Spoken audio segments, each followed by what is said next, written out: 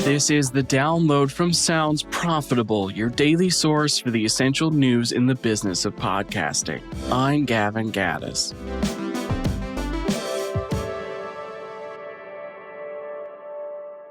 Here's what you need to know for today, Tuesday, November 25th. Now, first up, before I get into our stories, quick reminder, Sounds Profitable is taking the rest of the week off. So tomorrow morning, if you're subscribed to the newsletter, you will get Tom's newsletter first thing.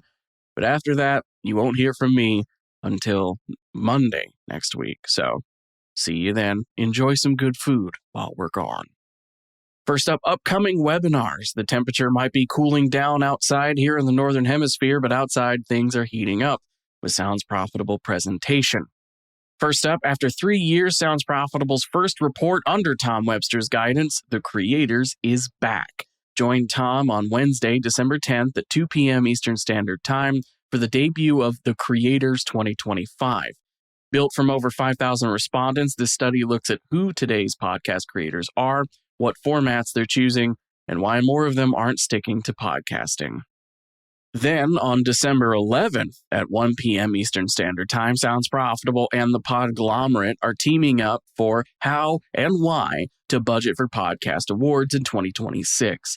This free presentation will break down how to budget for podcast award submissions, key awards to keep on your radar, and just how getting awards can help scale a show's goals. Next up, why this creator is leaving her 5-figure podcast. TubeFilter looks at the case of Shelby Church, an influencer who is retiring her podcast step by step after a year of production.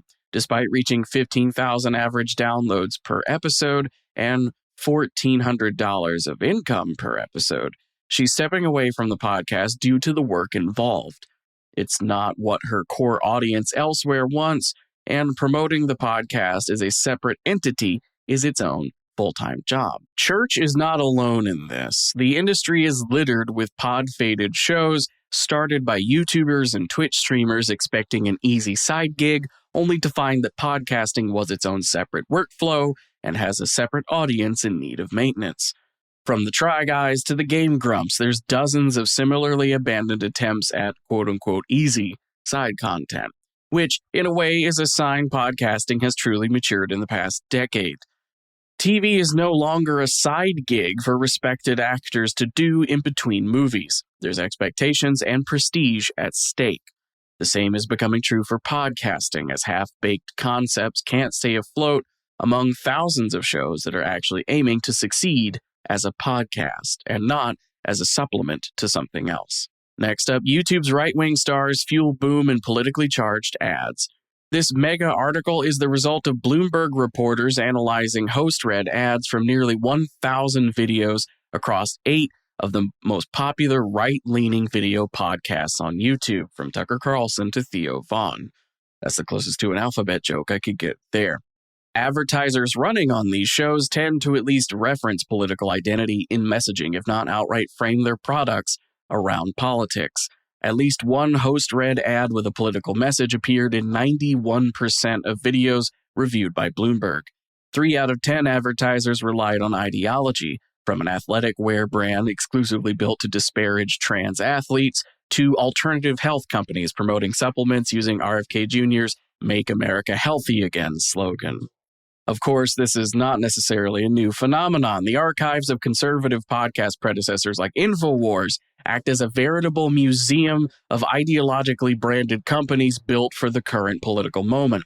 That said, podcasting, and YouTube podcasting in particular, offers an even more leaned-in audience than the old days of AM radio simulcasting.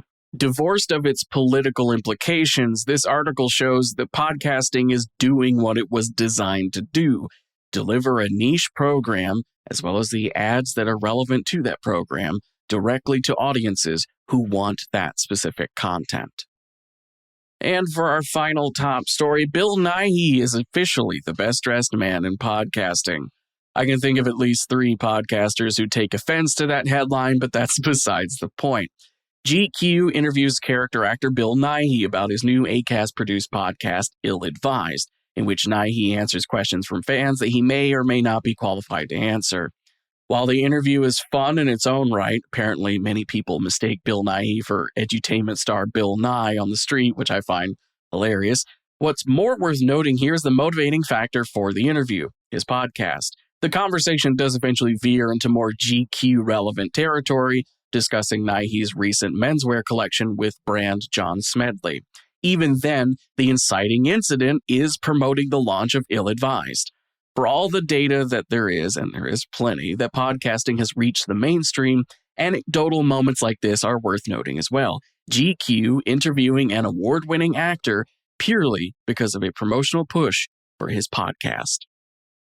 As for the rest of the news, independent podcaster Eileen Day has launched the show People of Agency, a podcast dedicating each season to discussing an American institution's history and challenges they face in modern times. This first season starts with the United States Postal Service. When Tom Webster wrote about making sure podcasting doesn't narrow our creative possibilities in his article, The Podcast Preservation Paradox, shows like People of Agency are a prime example of that audio intimacy and niche artistry audio podcasting can foster if it's allowed to. The submission portal for the iHeart Podcast Awards 2026 is now live and will close December 7th. Fourth Wall co-founder Will Bowman has posted a trailer for the company's new signature line, adding premium versions of popular merch bases like hoodies and sweaters. And finally, Ashley Carmen's Soundbite newsletter looks back at recent merger and acquisition behavior in podcasting, as well as some rumors of potential upcoming mergers and acquisitions.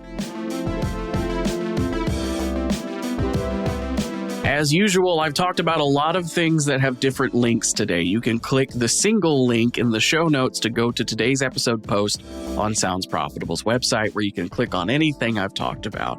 You can also subscribe to the newsletter version of the download and get that emailed to you every single afternoon with all the links included. The download is written and produced by myself, Brian Barletta, and Tom Webster. For Sounds Profitable, I'm Gavin Gaddis, and I'll see you next Monday.